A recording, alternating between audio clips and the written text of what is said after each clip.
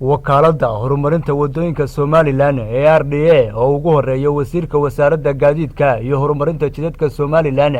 maareeyaha guud ee wakaaladda RDA maareeya ku-xigeenka wakaaladdaasi iyo madaxda sarsare ee isla wakaaladdaasi ayaa degmada Garadaga ee gobolka Sanaag ka daahfurtay koob ciyaareed lagu xusayo sidoo kalena lagu weyneynayo maalinta qaran ee 18 May waxaana koob ciyaareedkani oo ka qabsoomay garoonka roogga ah ee Garadaga Modern Stadium ka soo qayb galay injineerka guud ee wadada Ceerigaabo iyo Burco injineer Xuseen Maxamed Cumar iyo maamulaha wasaaradda ciyaaraha ee degmada Garadaga iyo waliba mas'uuliyiin kale oo ka kala tirsan maamulka Garadaga iyo qayb ku hadlayay afka shaqaalaha wakaaladda RDA waxaana maamulaha wasaaradda ciyaaraha Garadaga uu bogaadiyay wakaaladda horumarinta wadooyinka Somaliland ee RDA sida hufan ee ay markasta u garab istaagto dhalinyarada.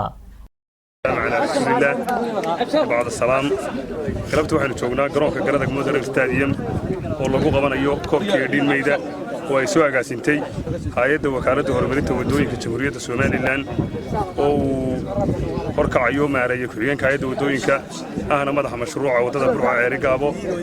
maareeya Khadar Cali Caarshe iyo chief engineerka mashruuca iyo agaasimayaasha maanta waxaan xusaynaa xuskii 18 May waxaan halkan uga mahadnaqayaa wasiirka wasaaradda gaadiidka horumarinta jidadka maareeyaha guud maareeyaha ku-xigeenka Mr. Khadar Caarshe ahna madaxa mashruuca oo soo abaabulay ciyaartan koobka lagu talagalay xuska 18 May maantii annaga farxad bay noo tahay mashruuc ahaan oo maanta annaguna aan kala qayb qaadanayno 18 May oo laga xusay dhammaan gobolada oo dhan waxaan leeyahay dalkeena kullu waxaan filayaa maanta meel aanan laga xusin ma jirto hambaliyo aalamiin maanta waa maalin weyn runtii waa Dhin May waa maalin waxa weeye qaranka Jamhuuriyadda Somaliland oo ku weyn oo dhammaan gobolada oo dhan waxa weeye laga xusayo waa maalin aad ugu weyn maadaama ay maanta ugu weyn tahay maareeya ku-xigeenka hay'adda wadooyinka Jamhuuriyadda Somaliland ahna madaxa mashruuca wadada Ceerigaabo ayaa maadaama ay shaqada wax weeye ay wadadani kowga tahay uu hayo go'aansaday in maanta waxa weeye dhalinyarada degmada waxa weeye Garadaga ay ku xusaan 18 May ciyaar fiinala oo kooba marka halkan waxaan uga mahadnaqayaa wasiirka waxa weeye wasaaradda jidadka maareeyaha guud maareeyaha guud iyo maareeyaha ku-xigeenka hay'adda Khadar Cali Caarshe ahna madaxa waxa weeye mashruuca wadada Ceerigaabo RDA oo maareeyaha ku-xigeenka wakiilka yahay marka waanu soo dhaweynaynaa aad iyo aad baanu soo dhaweynaynaa kaysugu ahaan dhalinyaraduna aad iyo aad bay ku faraxsan tahay maadaama aynu kala dagaalamayno balwadaha qaadka haddii aynu tixgelinayno isdhexgalka bulshada waxa weeye wax weyn iyo dhiirigelin weyn bay noo tahay mana ilaabi doono hay'adda wadooyinka markii u horeysana ma aha ay u qabtaan isboortiga degmada Garadaga waa markii labaad iyo markii saddexaad weeye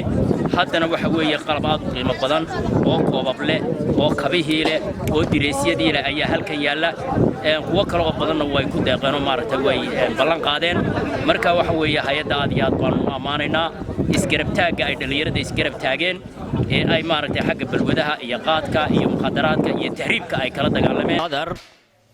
waa nin aad u qiimo badan iyo tiimkiisa RDA ee shaqaynaya ee wadada dhinacna waxay ka wadaan wadadii oo aad dardarteedu ay aad iyo aad hadda u dardar gashay waxay ka sheekeynayeen in wadadii la yiri gelin hore iyo gelin dambe ha shaqayso halkay maaragtay dardarta aad ka arkayso gelin hore iyo gelin dambe ha shaqayso marka iyagoo hawsha inta le ku jira ayay haddana ilaa maanta duhurkii casarkii hadda oo aanu cishihii ka soo baxnay cishaha dabadiisii ay tahay oo koobkii la soo ciyaaro la soo kala qaaday oo kooxdii qaaday aanu hambalyeyn doono ayay haddana xafladii kale ina kala soo qayb galeen nala fadhiyaan iyagoo koobabkiina guddoonsiinaya waa mahad aad u weyn hawsha inta leeg maareeyaha madaxa mashruuca wadada Ceerigaabo Burco uu wado idina wakiilka uga tihiin waxa weeye waa hawl aad iyo aad u ballaaran waa hawl qiimaheeda nin kasta uu garan karo waxa weeye dhalinyaro waxa lagu tabcayaa weydinka wayna qiimaha inta leeg ee ay mashruucaasi iyo khadar ay idin geliyeen iyo tiimkiisa wada shaqeynaya wayna maskaxda ku haysan oo garataan kuma ilaabi doono khadar iyo tiimkiisa hambalyana waa ku soo diraynaa koobabkii iyo biladihii iyo direysyadii aad soo dhiibteen waa ka gudoonay noqonna maayaan hay'adda RDA runtii maareeyaheeda maareeya ku-xigeenkeeda iyo runtii shaqaalaheedaba oo inaga joogo chief engineerka Xuseen injineerada kala joogay qaaliga ayaguna uu ka mid yahay Mustafa runtii iyo shaqaale weynaha RDA ee maanta la dabaaldegay dhalinyarada degmada Garadag ee runtii koobkan quruxda iyo qaayaha leh ee dhameystiran ku maamusay degmada inay kalena qayb qaataan waan uga ninkii fikirkan lahaa oo maareeya ku-xigeenka ahna madaxa mashruuca ee maanta halkan ka socda khadar cali caarshe runtii waan u mahad celinayaa isagana waxaan ugu mahad celinayaa intii yareedo xilka joogay juhdiga iyo dardargelinta aan tan kaliya ku koobnayn ee uu ka wado wadada ee aynu ognahay haddii juhdiga ama dadaalka ku socda wadada inay wadadina dhammaad ku dhowdahay iyadana waan uga mahad celinaynaa dhammaanba shaqaalaha ardayda gaar ahaan